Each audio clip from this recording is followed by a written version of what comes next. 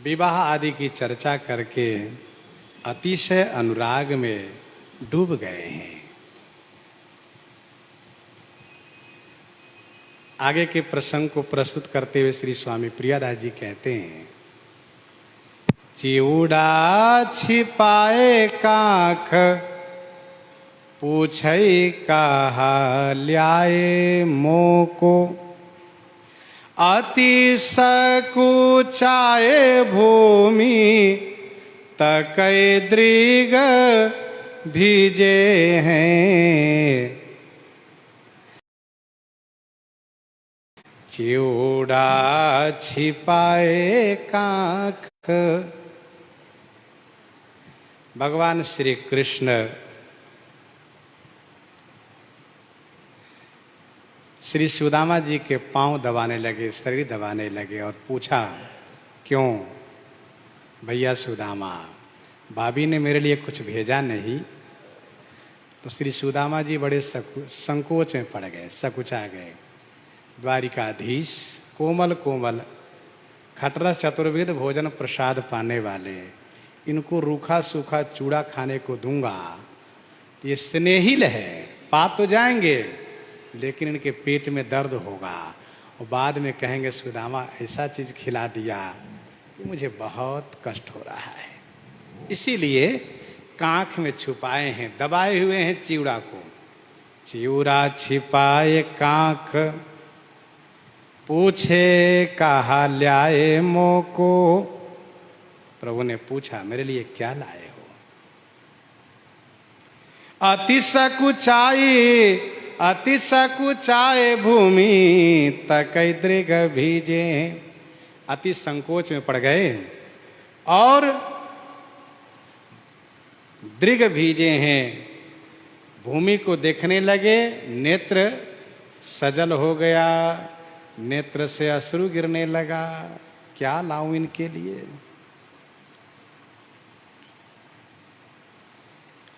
भगवान श्री कृष्ण ने कहा, भैया सुदामा अब करवट बदली, इधर भी दबाऊंगा।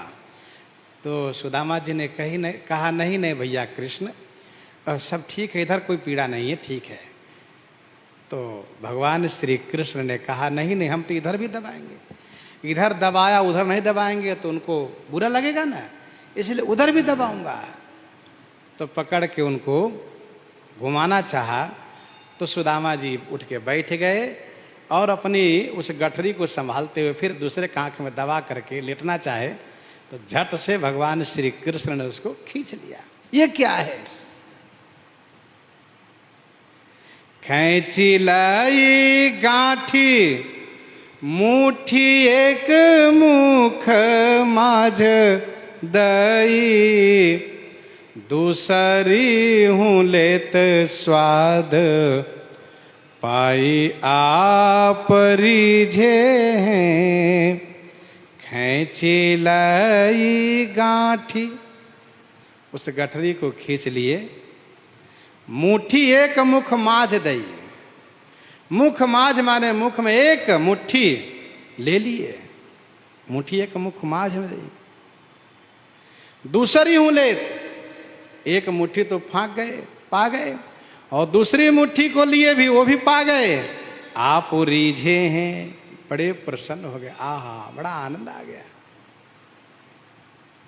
भैया सुदामा का ये संदेश भाभी द्वारा भेजा हुआ ये सुंदर चिवड़ा, किसी को तंदुल कहते हैं, कुछ लोग टूटा हुआ चावल कहते हैं, लेकिन स्वामी प्रियादास जी ने कहा चिवड़ा, बढ़िया चिवड़ा है। पड़ोसी से मांग कर श्री सुशीला जी ने दिया था। 2 मुट्ठी तो पा गए, 2 मुट्ठी पाने में 2 लोक दे दिए।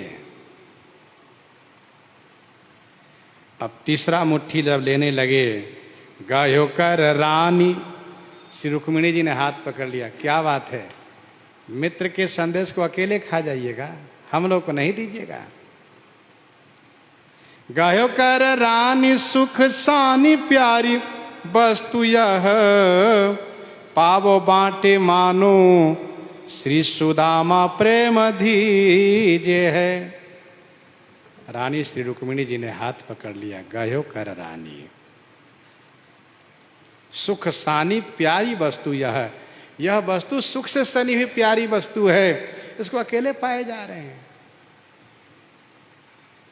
क्या आपने नहीं सुना है कि प्रिय वस्तु को, प्रिय द्वारा प्राप्त प्रिय वस्तु को बांट कर खाना चाहिए, अकेले नहीं खा जाना चाहिए।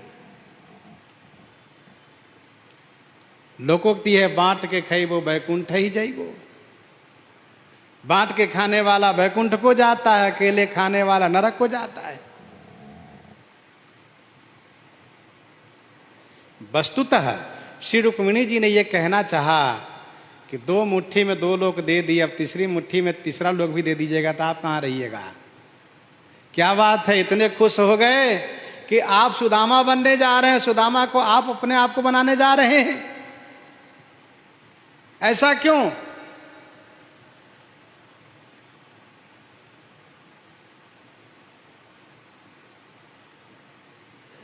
श्री रुक्मिणी जी ने कहा, स्वामी आप अकेले पा जा रहे हैं, अन्य सभी आपकी रानी उलाहना देंगे कि बताइए मित्र के द्वारा प्राप्त भेंट को अकेले खा गए, हम लोग को प्रसादी भी नहीं दिए, 2 तिनका, 1 तिनका भी नहीं दिए, थोड़ा थोड़ा तो बांट के देना चाहिए।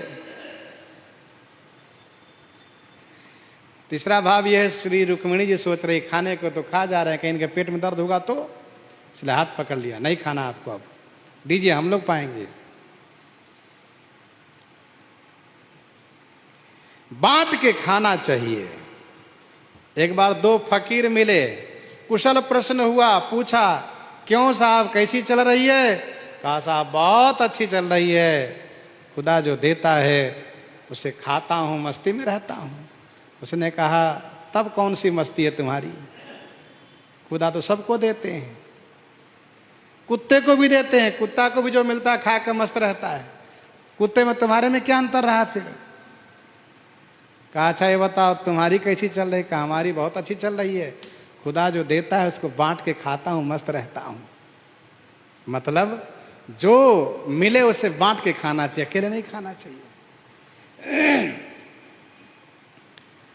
श्याम जो बिचारी देनी संपत्ति अपार।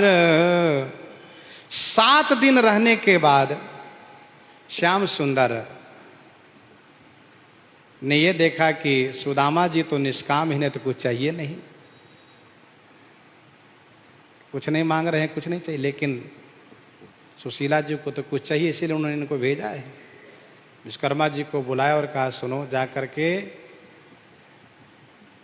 सुशीला जी के मकान को बढ़िया दिव्य राजमहल बनाओ, उनकी झोपड़ी को राजमहल बनाओ। विश्वकर्मा जी गए, बनाने लगे। श्री सुशीला जी ने कहा नहीं, केवल मेरा ही नहीं, मैं इन गांव वालों के भरोसे, इन गांव वालों ने सबने हमें भिक्षा दिया है, इन सब के साथ में रही हूँ, इसलिए मेरा अकेला महल नहीं, यदि आपको बनाना हो सबका महल बनाइए। श्री विश्वकर्मा जी ने कहा अच्छा रुकिए मैं पूछता हूँ। भगवान श्री कृष्ण से पूछा, कहा ठीक है सबका बना दीजिए। फिर तो नई द्वारिका बना दिए उसको।